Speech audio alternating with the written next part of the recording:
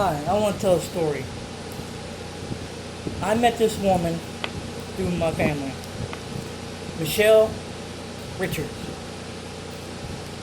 Michelle's name is spelled Michlle, like the other way. Michelle Richards.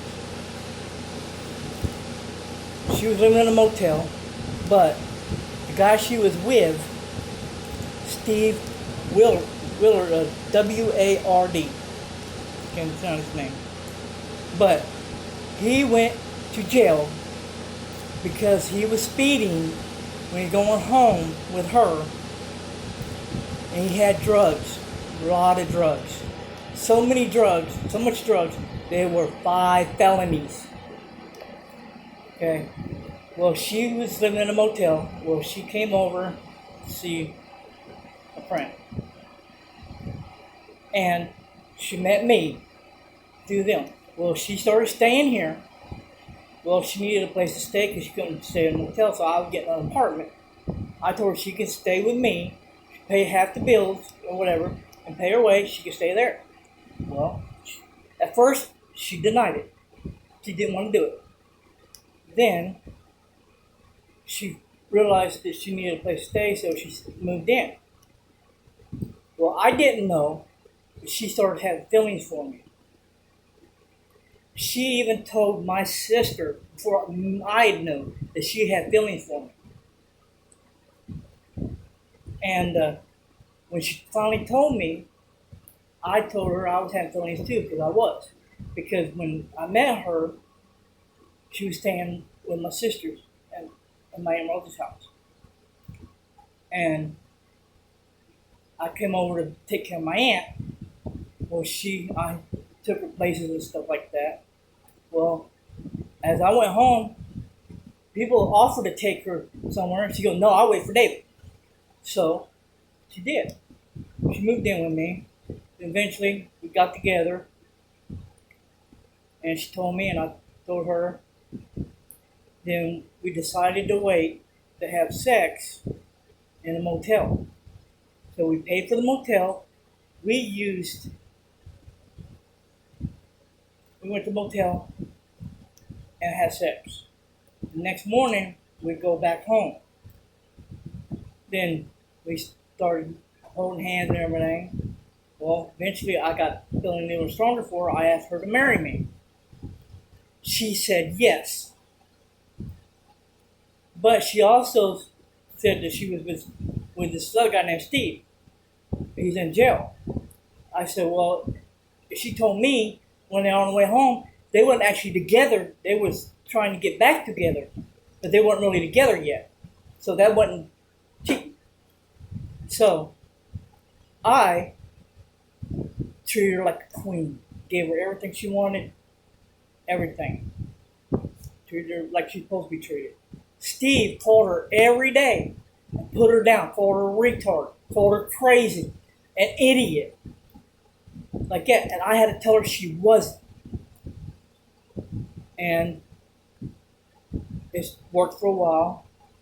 Then we started start our life together. She wanted me to change. She saved my life because I was going on a bad path, and she changed my life. And part of it was my family, and it had to go, so I got rid of my family for her. But before I did that, we wanted to move out of state. And we decided North Carolina. That's when we first got the stimulus checks. Steve's stimulus check, he was still in jail. And every day, she talked to him. He called her, and they talked and everything. Well, I didn't be nosy and everything. But we took his stimulus check, and we went to North Carolina. She paid for it with his check. And the renters' money that they got from the houses that they owned. So we went to North Carolina, went to the beach. We had sort of like a honeymoon. So I already proposed to her, give her the rings and everything.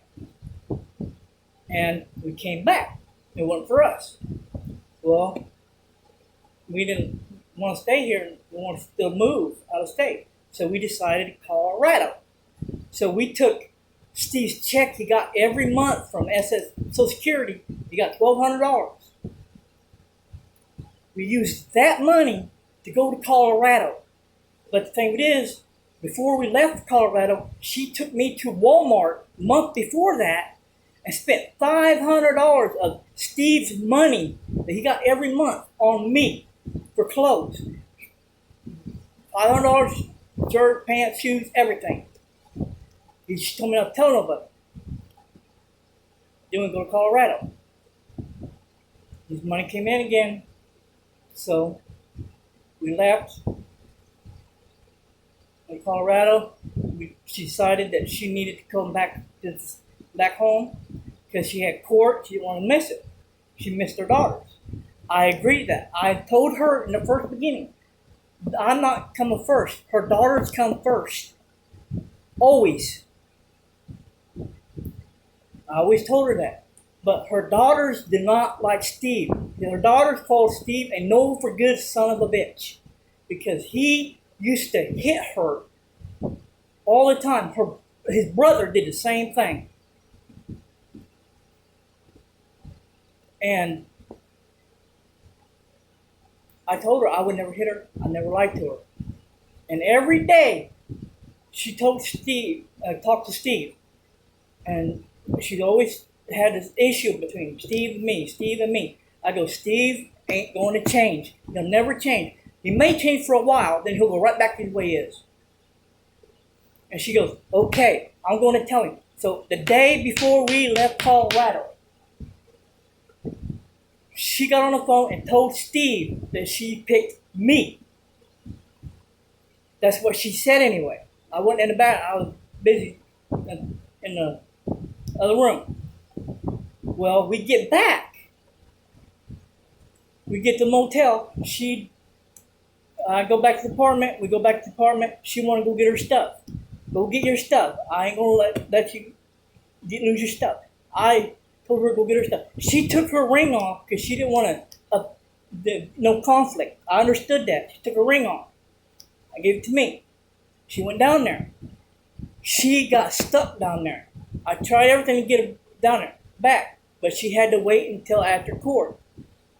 She called me every day. We talked. And she kept asking me the same question over and over and over. Are we going to have a great life? Yes, we are.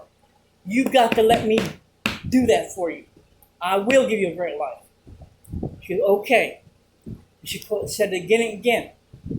And then I told her I got another. She didn't want to be in the apartment we're at because it's a bad neighborhood. That's understandable. I went and got another studio. She called, I go back to the apartment to get my clothes and stuff. She called me and said she going to stay with Steve and marry him.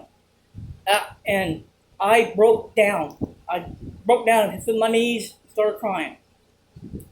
And so I told her, that's done, I'm gone, I'm disappearing. She called back, says, don't disappear, I'm coming home. I said, okay. The day she was supposed to come home, she never showed up. I called her.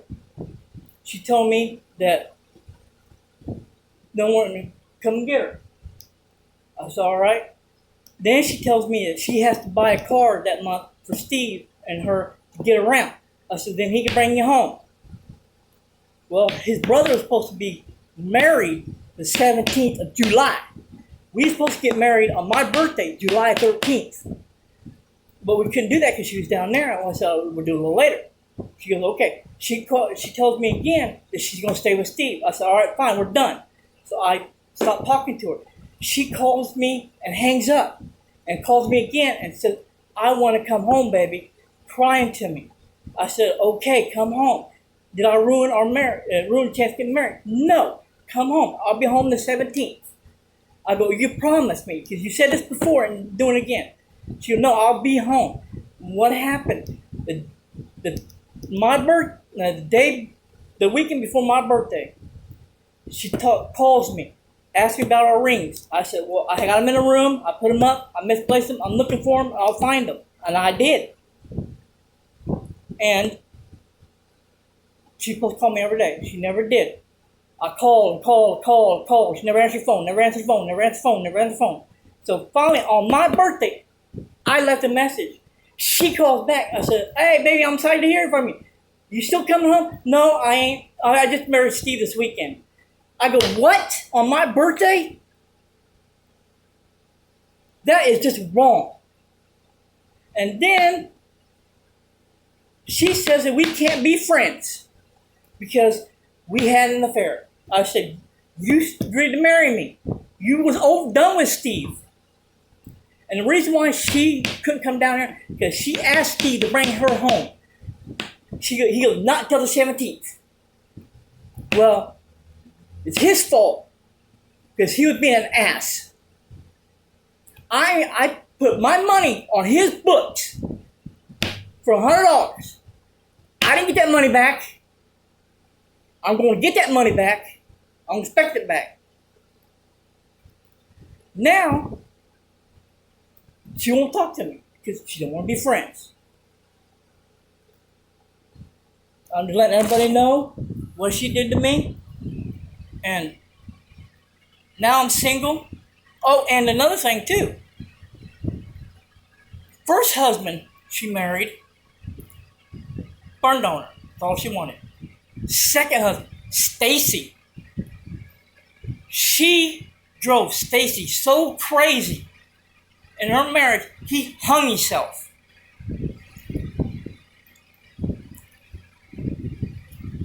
And she told me that was her true love, Stacy. And I reminded her of Stacy. I see why Stacy hung himself because of what she did to me. Now she's with Steve. And he's a wife beater. He never changed. And he got off those charges slap in the hand. You know what that means? He's an informant. His name is Steve W.A.R.D. Her name's Michelle Richards. And this is freedom of speech. I'm not threatening nobody. I'm just telling you my story. Thank you for listening. Bye.